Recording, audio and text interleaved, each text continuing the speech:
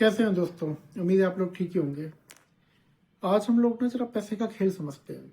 युग परिवर्तन में देखिए, बिना अर्थ के, बिना अर्थशास्त्र के कुछ नहीं हो सकता। बिना धन के कुछ बदलेगा नहीं, कुछ होगा नहीं। तो आज हम जरा पैसे का कुछ बहुत क्रिटिकल रोल समझते हैं इस युग परिवर्तन के अंदर। थोड़ा सा इम्पोर्टेंट टॉपिक है। और उससे पहले कि स्टार्ट करें, देखिए एक बात समझिए, पहले तो ऐसा कुछ ना कीजिए कि हमें आपको ब्लॉक करना पड़े किसी को भी। हमने अगर किसी को ब्लॉक किया है तो अब हमारे पास मैसेज आ रहे हैं। 1500 से ऊपर लोग ब्लॉक हैं। अब यूट्यूब में कोई सर्चिंग फिल्टर नहीं होता है कि आप सर्च कर पाओ किसी को। तो जो भी अनब्लॉक करेगा उसे फिर वो एक एक नाम देखना पड़ेगा, और ये बहुत ज़्यादा हैवी टास्क है, हल्का टास्क नहीं है। तो कोई बात नहीं, अगर आपको लगता है आप गलत तरीके से हो गए हैं तो फिर आप जो इस भी यूट्यूब नाम से हैं उसी यूट्यूब नाम से आप कर लीजिए। कोई दिक्कत नहीं है, ऐसी कोई परेशानी नहीं है, कोई समस्या नहीं है। चलिए हम सीधा अपने टॉपिक के ऊपर आते हैं फिर, ठीक है। देखिए, पैसे का खेल है ना, बड़ी अच्छी तरह समझिएगा। पैसे की एक ट्रांजैक्शन बहुत अच्छी तरह से, जो आपके हाथ में कैश है वही आपका है, वही आपका है। उसकी अकाउंटिंग भी आप कर रहे हो, वो आपने होल्ड भी कर रखा है, पर आप एक लिमिट से ऊपर कैश होल्ड तो कर सकते हो नहीं। तो होता क्या है कि बैंक जो है, ये मैंने अपनी बिटकॉइन वाले वीडियो में भी बहुत अच्छी तरह समझा रखा है। एक बार थोड़ी समरी दे देता हूँ, फिर आगे की बात करूंगा ये प्रोजेक्ट किससे कैसे रिलेटेड है। अब होता क्या है कि मान लीजिए आपके पास कोई भी अमाउंट लीजिए, 50,000 रुपीज कैसे आपके हाथ में है, ठीक है। अभी 50,000 में से आपने 10,000 रुपीज बैंक में डिपॉजिट कर दिए। अब आपके हाथ में कैश तो रहा नहीं, बैंक में चला गया और बैंक ने एक एंट्री पास कर दी कि सोहन का 10,000 रुपीज बैंक के पास जमा है। अब बैंक आपने क्या किया, उस 10,000 में से 2,000 रोहन को दिए, आपके अकाउंट में 8,000 रह गए। 1,000 आपने मोहन से लिए तो आपके अकाउंट में फिर 9,000 हो गए। तो बैंक ने हर चीज का रिकॉर्ड रख लिया। बैंक क्या कर रहा है, बैंक केवल रिकॉर्ड रख रहा है। ऐसा नहीं वो आपका कैश नहीं रख रहा, कैश भी रख रहा है, पर इसमें बहुत बड़ा खेल है, वो आपको खेल समझना पड़ेगा। मान लीजिए 10,000 लोगों ने 10-10 हजार रुपए एक शहर के बैंक में जमा कर दिए। सबने 10-10 हजार रुपए जमा किए, कितने हो गए, 1 करोड़, 10 करोड़, एक 1 करोड़ 10,000 रुपए जमा किए ना, 1 लाख, 10 लाख, 1 करोड़, 10 करोड़ रुपए टोटल बैंक के पास पहुंच गए। अब बैंक ने क्या किया, ये 10 करोड़ में से 5 करोड़ का लोन एक करप्ट बिजनेसमैन पन्ना लाल को दे दिया। पन्ना लाल हाइपोथेटिकल नाम है किसी का भी, रख लीजिए, पन्ना लाल को दे दिया। अब पन्ना लाल क्या है, corrupt businessman. Panna Lal corrupt businessman है तो वो क्या करता है कि उसने रिश्वत दी या उसके पॉलिटिकल कॉन्टेक्ट में कुछ भी है, बैंक ने 5 करोड़ उसे दे दिए। रुपया किसका था, रुपया आप लोगों का था, रुपया आम आदमी का था, रुपया पूरे 10,000 लोगों का था। बैंक को किसने ऑथराइज किया कि रुपया पन्ना लाल के पास जाए? बैंक को आप ही लोगों ने ऑथराइज किया। जब आपने पैसा दिया तो बैंक के पास ऑथोरिटी है कि बैंक को आप ही लोगों ने ऑथराइज किया, ठीक है। तो अब बैंक ने उठा के जो भी उसे सही लगा उसने दे दिया। हो सकता है बैंक ऑनेस्टली भी दे सकता था, ईमानदार तरीके से भी दे सकता था कि पन्ना लाल वो लोन डिजर्व करता था, पर बैंक ने क्या किया, बैंक ने अपनी मर्जी से, या तो बैंक मैनेजर ने कोई रिश्वत ली या किसी नेता का फोन आ गया, बैंक ने वो लोन पन्ना लाल के नाम पे पास कर दिया। अब पन्ना लाल ने रुपए नहीं दिए, 5 करोड़ नहीं लौटाए, तो वो रुपया किसका डूबा, वो शहर वालों का डूबा। वो 10,000 परिवारों का रुपया डूब गया। लेकिन उन्हें अभी पता नहीं चलेगा, क्योंकि बैंक की एक ब्रांच तो होगी नहीं पूरे देश में। मान लो 1,000 ब्रांचेस है बैंक की, तो 5 करोड़ रकम किस में है, 5 करोड़ पैसा किसी में नहीं है। गांव वालों को पहले तो एक साथ जरूरत पड़ेगी नहीं, और अगर धीमे धीमे उन्हें जरूरत पड़ेगी भी तो वो बैंक के पास कैश रहता है, बैंक इससे जरूरत पड़ेगी बैंक दे देगा, उससे जरूरत पड़ेगी बैंक दे देगा, फिर बैंक के पास आते भी रहेंगे। जनरली फ्रॉड नजर में नहीं आएगा। अब क्या होता है, मान लीजिए कि बैंक, और दूसरी बात, अगर बैंक के पास कम पड़ा भी तो वो दूसरी ब्रांचेस उसे दे देंगे। ये एडजस्टमेंट चलती रहेगी, ये होता रहेगा, ये खेल सामने नहीं आना। दिक्कत तब होगी जब उस शहर के 10,000 लोगों को एक साथ पैसे की जरूरत पड़ जाए, सबको अपना पैसा निकालना हो। तो अब उस केस में क्या होगा, बैंक के अंदर 5 करोड़ रुपए कैश कम नजर आएगा। कहाँ गया 5 करोड़ रुपए कैश? 5 करोड़ रुपए कैश पन्ना लाल जी को दे दिया गया। पन्ना लाल जी को दे दिया गया तो उसकी कुछ ब्याज तो आ रही होगी, कुछ तो हो रहा होगा, कुछ तो उन्होंने सिक्योरिटी रखी होगी, वो भी ठीक है, पर वो भी जस्टिफाई किया जा सकता है। लेकिन हुआ क्या, हुआ ये कि जो उस केस में क्या हो रहा है, उस केस में ये हो रहा है कि वो रुपया ही डूब गया और बैंक ने क्या एंट्री पास कर दी कि वो रुपया रिकवर नहीं हो सकता, या 5 करोड़ रुपए गए, खाते से गायब हो गए। जनरली छोटी मोटी केसेस में ये चीजें नहीं पता चलती, पर दिक्कत तब खड़ी होती है जब मामला हो जाता है बहुत ज्यादा बड़ा, बहुत ज्यादा विशाल, तब दिक्कत खड़ी होती है। मान लो 5,000 करोड़ ही गायब हो गए, अब 5,000 करोड़ की एंट्री भरनी है, ठीक है, तो ये रुपया कहाँ से आएगा? ये रुपया गया किसका? गया आम जनता का।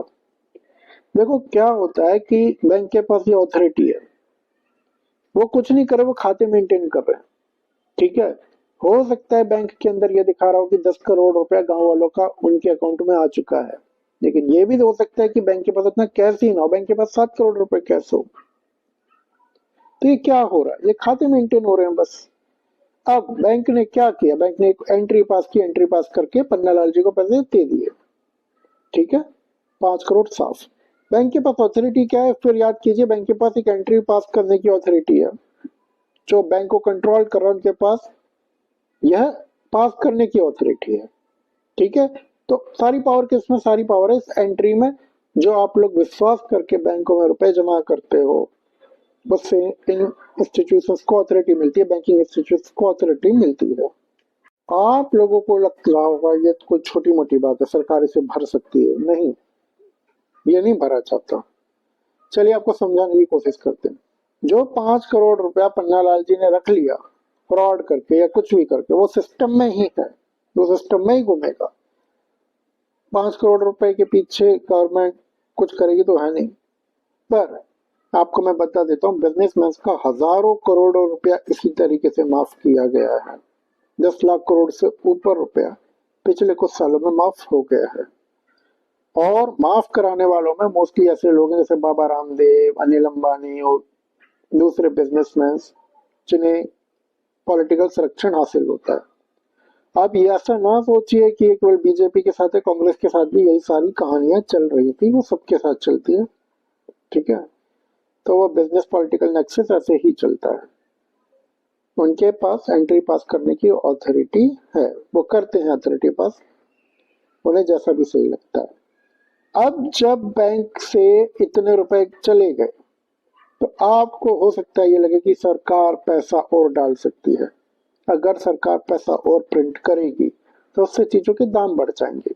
सिंपल सी बात है, मार्केट में 100 किलो आलू, अब 100 किलो आलू और कैश बढ़ गया, कैश मार्केट में 2 लाख, तब 2 लाख की जगह 10 लाख हो गया, तो होगा क्या? चीज तो उतनी है, पैसा ज्यादा हो गया, तो इससे इन्फ्लेशन आता है, चीजों के दामों में अनएक्सपेक्टेड बढ़ोतरी होती है। वो सब ठीक नहीं है, वो कोई इलाज नहीं है कि कोई बिजनेसमैन इतना रुपया खा गया, इतना ले गया तो सरकार और मनी प्रिंट करके हम लोगों को दे दे। उसका सिंपल सा एक ही इलाज होता है कि इसकी सिक्योरिटी जो भी रखी होती है उसे बेचे, मनी रिकवर करे, ये सब इलाज होते हैं। पर गवर्नमेंट पॉलिटिकल लॉबी कई केसेस में इन चीजों से बचती है, क्योंकि बिजनेस लॉबी में सपोर्ट करती है, दूसरे तीसरे मसले होते हैं, मैटर्स होते हैं। तो पैसे का बहुत बड़ा खेल है, बहुत बड़ा खेल। अब इसमें समझने वाली बात यह है कि किसे क्या, आप रुपया आपका था, रुपया आम जनता का है, ऑल ओवर द वर्ल्ड वो आम जनता का ही है, पर उसे किसी और को देने की अथॉरिटी किसके पास है? उसे किसी और को देने की अथॉरिटी है banking institutions, political lobby, government, इन सबके पास, ठीक है। रुपया डूबा तो किसका डूबा? आम जनता का डूबा। अब इन चीजों का समाधान क्या था? इन चीजों का समाधान कुछ नहीं था। तो पहले तो ये समझ लीजिए कि अगर हम कलयुग और सतयुग की बात कर रहे हैं, तो ये ना बहुत बड़ा इंपॉर्टेंट कंपोनेंट है, बहुत बड़ा इंपॉर्टेंट कंपोनेंट। मतलब इस कंपोनेंट के बिना सतयुग नहीं आ सकते जब तक कंट्रोल ना हो। आप खूब धर्म की बातें कीजिए, खूब ज्ञान की बातें कीजिए, जब तक वो पावर किसी के हाथ में नहीं है तब तक सतयुग तो छोड़ दीजिए। आप यहाँ से धर्म की बातें करते रहेंगे, ज्ञान की बातें करते रहेंगे, उससे कुछ नहीं होना। जिसके हाथ में पावर, उसके हाथ में पावर रहेगी, वो उठा के पावर जोड़ते रहेंगे, जो भी गलत लोग हैं। जहां ब्रिज बनना है वहां पर सीमेंट की भी जरूरत होती है, गिट्टी की भी जरूरत होती है, लेबर की भी जरूरत होती है, कैपिटल की भी जरूरत होती है। आप वहां सत्संग के ऊपर भाषण दो, ज्ञान दो, धर्म सिखाओ, ये चीजें काम नहीं करती। जो स्किल चाहिए, जो कैलिबर चाहिए, जो रिसोर्सेज चाहिए जिस जगह पे वो चाहिए। अब ये बात हर जगह पे अप्लाई होती है, ठीक है। ब्रिज बनना है तो ये बात अप्लाई होगी, वो फैक्ट्री बननी है तो दूसरी बात अप्लाई होगी। यहाँ इंडिया से किसी को अमेरिका जाना तो फ्लाइट लगेगी, टिकट लगेगा, फेयर लगेगा, पायलट लगेगा, जो जहां पे लगना है वो लगेगा। हर जगह पे ज्ञान की बातें काम नहीं करती। ऐसे केवल सतयुग केवल ज्ञान के आधार पे हो जाएगा, ऐसे नहीं होने वाला। अब समस्या ये है कि इस एंट्री का सॉल्यूशन क्या है। इस एंट्री का सॉल्यूशन क्या है? देखिए, इस एंट्री का सॉल्यूशन बहुत इजी नहीं है। इस एंट्री का जो सॉल्यूशन निकाला गया था ना, वो क्रिप्टो करेंसी ने निकाला था, कुछ हद तक उन लोगों ने निकाला था, पर कुछ हद तक। पर क्रिप्टो करेंसी जिस भी मकसद से बनाई गई थी उस मकसद के आसपास भी नहीं पहुंच पाई, एक इन्वेस्टमेंट टूल बन के रह गई, बस इतना ही है। क्रिप्टो करेंसी क्या है? क्रिप्टो करेंसी ये है मैंने बीटीसी वाले वीडियो में बहुत अच्छी तरह एक्सप्लेन किया है, तो आपको शॉर्ट में बता देता हूँ। क्रिप्टो करेंसी की अकाउंटिंग जो होती है वो डेलीगेटेड होती है, वो किसी भी गवर्नमेंट या बैंकिंग अथॉरिटी के हाथ में नहीं होती, ठीक है। पर सपोज करो अगर मैं इंडिया में हूं तो इंडिया में क्रिप्टो करेंसी बैन है। क्यों बैन है? क्योंकि उसे अथॉरिटी नहीं दी गई। तो ये पास करने की भी अथॉरिटी किसके हाथ में? ये करेंसी चलेगी या नहीं चलेगी? गवर्नमेंट के हाथ में। गवर्नमेंट ने नहीं दी अथॉरिटी, तो क्रिप्टो करेंसी अथॉरिटी के मामले में भी फेल हो गई और क्रिप्टो करेंसी यूटिलिटी के मामले में भी फेल होगी। इतनी यूजफुल वो हो नहीं पाई कि उसके बिना कुछ हो ना, सब कुछ हो रहा है। Crypto currency basically investment tool बन के रह गई। उन लोगों के लिए मैटर काम आती है जो इलीगल करते हैं या गवर्नमेंट की नजर में नहीं आना चाहते, वो जनरली उधर ही काम करती है क्रिप्टो करेंसी। तो सॉल्यूशन क्या है? कोई ना कोई सॉल्यूशन तो होगा। चलिए मैं ना अब कल की के एंगल से बात करता हूँ, ठीक है। क्योंकि देखो ये प्रॉब्लम बहुत बड़ी है, ऑल ओवर द वर्ल्ड बहुत बड़ी है और काम इतना आसान नहीं है। अमेरिका तक स्ट्रगल कर रहा है। अमेरिका ने डॉलर को successfully as a global currency चलाया, दुनिया से बहुत हद तक कंट्रोल भी की, बहुत हद तक, पूरी तो नहीं, पर अब वो भी संघर्ष कर रहा है अपनी करेंसी को ऑल ओवर द वर्ल्ड बनाए रखने के लिए। वहाँ चाइना स्ट्रगल कर रहा है कि उसकी करेंसी आ जाए, ठीक है। तो करेंसी अपनी लेके आना, बिटकॉइन लॉबी लगी रही, वो चला देना, वो one of the most difficult task है। बहुत आसान काम नहीं है, बहुत ज्यादा मुश्किल काम है वो, बहुत ज्यादा। अब अगर मैं कल्कि के एंगल से बात करूं, मैंने आपको लोगों को कहा था कि कल्कि की एक करेंसी आएगी, तो अब वो करेंसी जो भी आएगी, जैसे भी आएगी, मैं उसके कुछ बेसिस के बारे में बात कर लेता हूँ आप लोगों से। देखिए, उसमें ना दो पावर्स होंगी, उस होनी चाहिए। एक तो वो अथॉरिटी है उस पर्सन के पास, वो करेंसी पास करने की, उसे चला देने की, वो अथॉरिटी होनी चाहिए। दूसरी बात, उस करेंसी की अपनी यूटिलिटी होनी चाहिए, ठीक है, कि उसके बिना काम ही ना चले। अब अथॉरिटी कैसे आएगी? जैसे एक बात सोचिए आप, जो मैंने आपको बताया कि 10,000 लोगों ने 10,000 रुपए जमा किए और वो बिजनेस लॉबी को चले गए, बिजनेस लॉबी ने ले लिए वो रुपए, उन्होंने लोन राइट ऑफ करवा लिया। इस ट्रांजेक्शन को जरा उल्टा करके देखिए अब आप, क्या ऐसा हो सकता है कि बिजनेस लॉबी से रुपए लिए जाएं और वो 10,000 लोगों में बांट दिए जाएं? क्या कोई ट्रांजेक्शन को पास कर सकता है? ऑलरेडी ये ट्रांजेक्शन चल रही है। कैसे चल रही है मैं आपको बताता हूँ। गवर्नमेंट टैक्सेस लेती है दूसरे तीसरे तरीके से और लोगों को राशन देती है, तो बैंकिंग सिस्टम के थ्रू नहीं जा रहा, वो किसी और सिस्टम के थ्रू जा रहा है। पर ये जितना आसान आपको दिख रहा है उतना आसान है नहीं, क्योंकि अगर मैं सीधे सीधे बोलूं कि बिजनेसमैन रुपए जमा करें और कोई उठा के उन्हें कॉमनर्स में बांट दे, आम जनता में बांट दे, तो बिजनेस लॉबी के लिए कभी तैयार होगी ही नहीं। क्यों तैयार होगी? वो बैंक में डालेगी नहीं अपना पैसा फिर, ठीक है। तो पहले तो कल्कि के पास ये अथॉरिटी होनी चाहिए कि वो ट्रांजेक्शन उन्हें पास करनी है, उन्होंने कर दी, उन्हें कोई रोक ना पाए, ठीक है। और बिना बिजनेस लॉबी की परमिशन के कर दी, ठीक है, जरूरत ही नहीं, उन्होंने की ट्रांजेक्शन पास और जनता तक पैसा पहुंच गया। दूसरी बात, एक तो अथॉरिटी की बात होगी, सिंपल गेम नहीं है। अमेरिका तक स्ट्रगल कर रहा है, अमेरिका तक, चाइना तक स्ट्रगल कर रहा है, तो एक आदमी का इतना पावरफुल हो जाना हल्की बात तो नहीं है। दूसरी बात कि फिर उतनी पावर चाहिए कि आपके वो इंटरव्यू पास कर देने से वाकई में फर्क पड़े, क्योंकि बिजनेस लॉबी हल्की लॉबी तो नहीं है। ऑल ओवर द वर्ल्ड का जीडीपी है वो, एक तरह से हल्का नहीं है वो मामला। तो इतना पावरफुल हो जाना कि जितनी एंट्री वो पास कर पा रहे हो उसकी काउंटर एंट्री आप पास करते चले जाओ, ठीक है, और उसका बेनिफिट आम जनता तक पहुंच भी जाए और बिजनेस लॉबी का पैसा भी रुक जाए।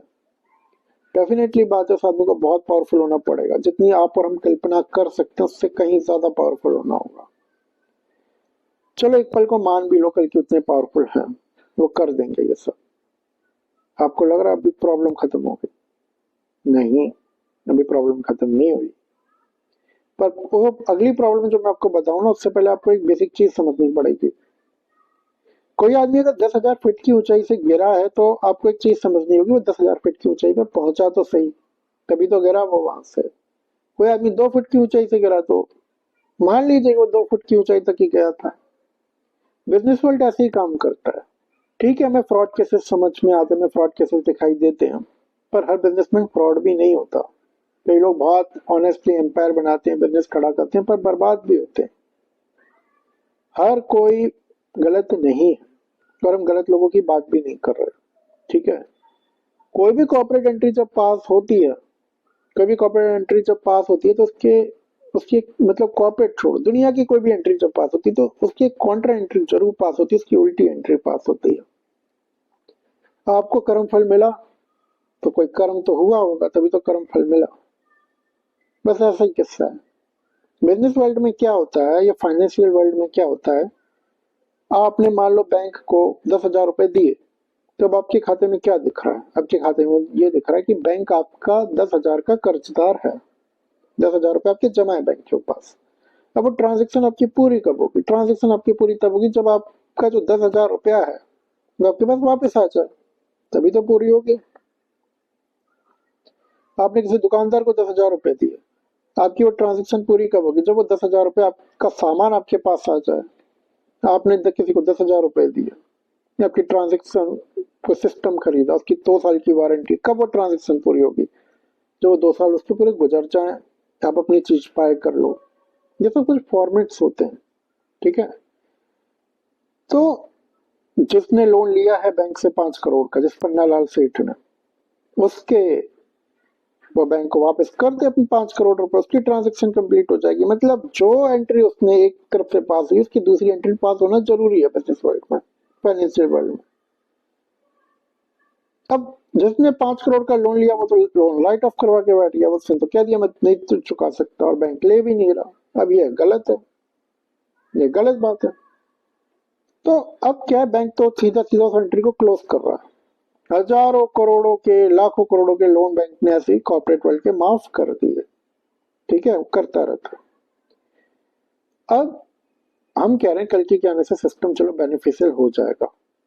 कल की के अंदर इतना कैलिबर है कि अथॉरिटी भी पास है उनके पास पास करने की, वो कर भी देंगे, कोई अथॉरिटी को चैलेंज भी नहीं कर पाएगा। पावर भी इतनी ज्यादा है कि जितनी एंट्री यहाँ से पास होगी उतनी वो वहां से भी कर देंगे, पैरेलल वर्ल्ड क्रिएट कर देंगे। पर एंट्री तो वो भी सिंगली पास नहीं होगी ना, एक एंट्री अगर इस तरफ से पास होगी तो दूसरी एंट्री इस तरफ से पास होगी। अब ये जो क्लोजिंग एंट्री जब पास होगी, इस एक को आप कह लो ओपनिंग एंट्री, एक को आप कह लो क्लोजिंग एंट्री। तो जब ये क्लोजिंग एंट्री पास होगी तो ये पूरे वर्ल्ड की ना कहानी घुमा देगी। इस क्लोजिंग एंट्री में सारी दुनिया एक आदमी के अंडर चली जाएगी, इस क्लोजिंग एंट्री के अंदर ही, ठीक है। अब जब मैं फाइनेंशियल वर्ल्ड की अभी बातें कर रहा हूँ तो मेरा फोकस फाइनेंशियल वर्ल्ड पे है। आप ये मत समझ लीजिएगा इस पूरी कहानी का सारा एंगल फाइनेंशियल वर्ल्ड ही है। इसमें और भी पार्ट्स हैं, सब अपने अपने आप में इम्पोर्टेंट है, पॉलिटिकल, बिजनेस, ये वो बहुत सारे इम्पोर्टेंट है, ठीक है। तो अब क्या है कि ये बात है फिर, तो अब वो जो क्लोजिंग एंट्री पास होगी वो तो ऐसी ही होगी, ठीक है, वो पूरी दुनिया को टेक ओवर करेगी। अब आप लोगों के सामने एक प्रश्न आएगा, बड़ा अजीब सा प्रश्न आएगा, क्या ये फाइनेंशियल एंट्री है? नहीं। फाइनेंशियल वर्ल्ड वालों को लगेगा फाइनेंशियल एंट्री नहीं है, यही वो गलती कर जाएंगे। आईटी वालों को लगेगा आईटी की एंट्री नहीं, आईटी की एंट्री भी नहीं है। मार्केटिंग वालों को लगेगा मार्केटिंग की एंट्री है, टेक वालों को लगेगा टेक की नहीं, टेक की एंट्री नहीं, एआई वालों को लगेगा उनकी एंट्री नहीं। सबका रोल है, पर ये एंट्री जो कुछ भी होगा सिस्टम, ये किसी का भी नहीं होगा, किसी भी पर्टिकुलर फील्ड का नहीं होगा। और सच बताऊं तो इसमें आध्यात्म, बहुत जबरदस्त तरीके से लग जाएगा। और अगर मैं ऊपर जाऊं और आपको डीपर लेवल पर समझाऊं तो उसके अंदर निराकार की शक्तियां लग जाएंगी, क्योंकि ऐसे नहीं हो सकता कि कोई इंसान एकदम से इतनी ऊपर जाके कहानी लिख दे। तो जब ये कहानी आपके सामने आएगी ना, तो आपको एक चीज का और पता चल जाएगा, कल की कठिन समय में थे ये जानबूझ के जी रहे थे, जब उनके अंदर इतना कैलिबर था तो ऐसे जी ही क्यों रहे थे, आपको सब पता चल जाएगा। ठीक है। कई बार आप लोगों के प्रश्न के उत्तर रहते हैं, समय हर चीज का प्रश्न के उत्तर खुद ही दे देता है। थोड़ी प्रतीक्षा कीजिए, इस बात का उत्तर आपको मिल जाएगा। ठीक है। तो आप देखिए, वीडियो बनाना था कि आप लोगों से बात करनी थी, कल कमिटमेंट किया था, तो मैंने आपको ये कुछ बातें समझाई हैं। अब हम तो आवाज पे ही बनाते हैं, हमें क्या पता कल की कौन है, हम तो नहीं जानते। ठीक है। तो अब क्या है, हमने एक डोमेन नेम क्रिएट किया है 5300 नाम से, 5300.xyz। उसकी का एक और पैनल क्रिएट किया 5300.xyz। वो फेसबुक की तरह का एक सॉफ्टवेयर है जो हमने लिया है आप लोगों से, मतलब सॉफ्टवेयर वालों से लिया है। ठीक है। तो उस पे ना कुछ हम रखेंगे। ठीक है। जो लोग हमसे कनेक्ट होना चाहते हैं वो तो ठीक है, कुछ लोगों को तो एकदम पर्सनल नंबर वगैरह मिल जाएंगे, बाकी प्रोजेक्ट का फर्स्ट ट्रायल उसी पे आएगा। ठीक है। लिस्ट बन चुकी है। और बाकी देखिए, जो लोग इस बात से परेशानी कि हमने ब्लॉक कर दिया है, ये कर दिया, ना हो ये। ठीक है। जो आपका चैनल अभी चल रहा है उसी से आप अप्लाई कर दीजिए, उसी से बता दीजिए कौन सा चैनल था आपका। ठीक है। और हमें आपको परेशान करने का हमारा कोई ऐसा उद्देश्य नहीं है। ठीक है। तो पर वो 1500 लोगों में से ऊपर हो गए ब्लॉक, तो अब किस किस का नाम कैसे कैसे ढूंढे, वो हैवी वर्क हो जाएगा। उसके लिए भी राघव जो कमेंट्स पास करता है, थोड़ी सी प्रॉब्लम समझिए। ठीक है। और चीजें चल रही हैं, देखो कल या परसों हम शायद लिस्ट दे दें। ठीक है। बाकी आज के लिए इतना ही, मिलते हैं आप लोगों से कल। ठीक है दोस्तों, चलिए।